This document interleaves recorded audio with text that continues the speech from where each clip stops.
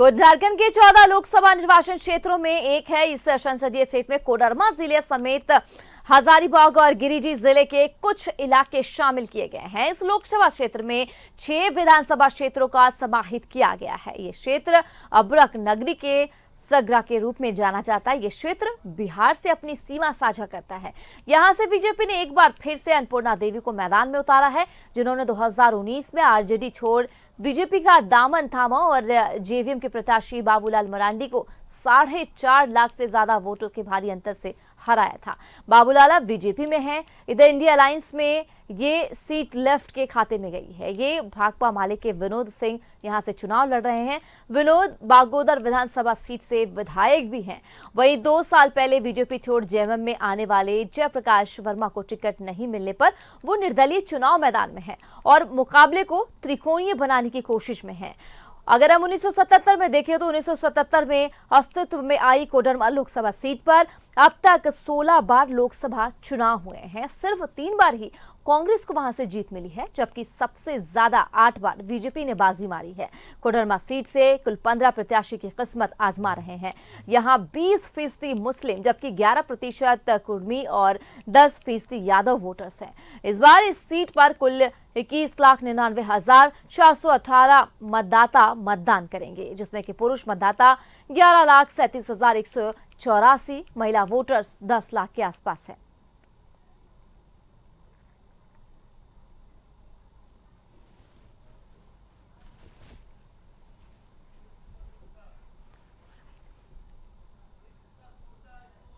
तो निर्दलीय प्रत्याशी के तौर पर जयप्रकाश, और आपको बता दें कोडरमा में कुल 21,99,418 मतदाता हैं। पुरुष मतदाता 11,37,000 हैं। तो महिला वोटर्स 10,62,212 हैं।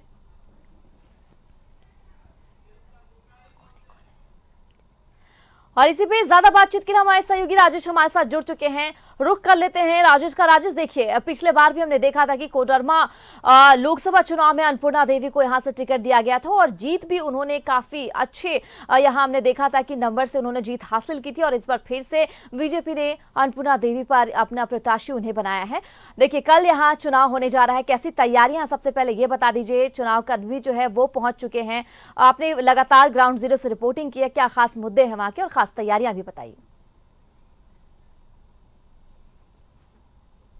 मतदाताओं की बारी है। जितने चुनाव प्रचार होने थे हो गए और जितने राजनीतिक दल हैं सभी ने अपनी ताकत झोंक दी। जो प्रत्याशी हैं उन्होंने अपना भरपूर प्रयास कर लिया। अब सिर्फ जनसंपर्क का समय बचा है, लोग कर रहे हैं।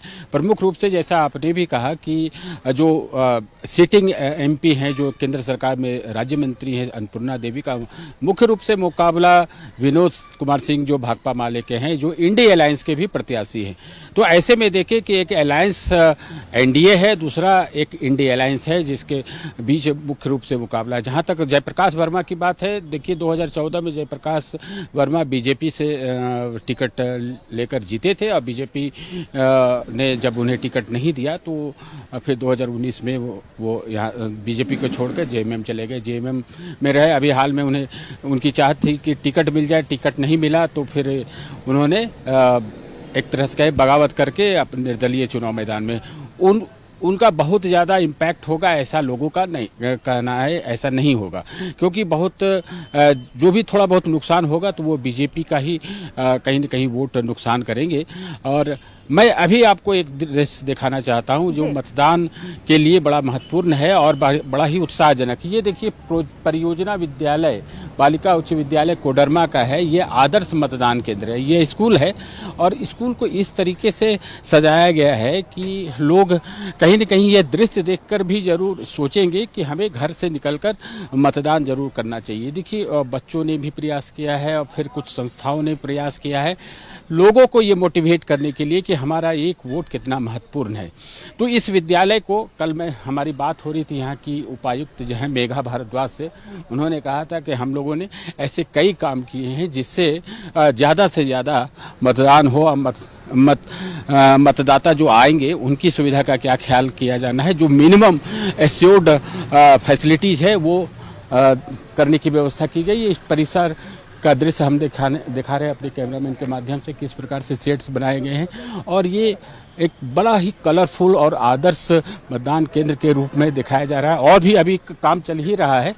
कुछ बंदरों ने नुकसान कर दिया, जैसा कि यहाँ के लोग बता रहे थे। कल बहुत सजावट की गई थी, लेकिन कुछ बंदरों के झुंड ने इसे थोड़ा सा नुकसान किया, लेकिन फिर से उसे ठीक करने का प्रयास किया जा रहा है।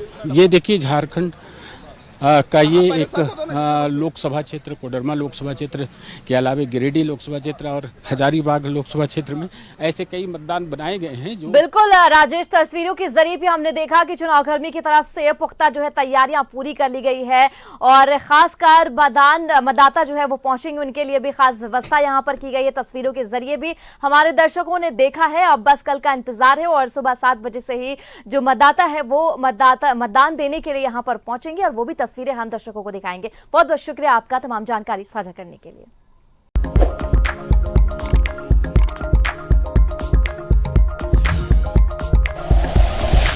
Like and share videos, subscribe करें हमारा चैनल और प्रेस करें बेल आइकॉन। न्यूज़ 11 भारत, सच है तो दिखेगा।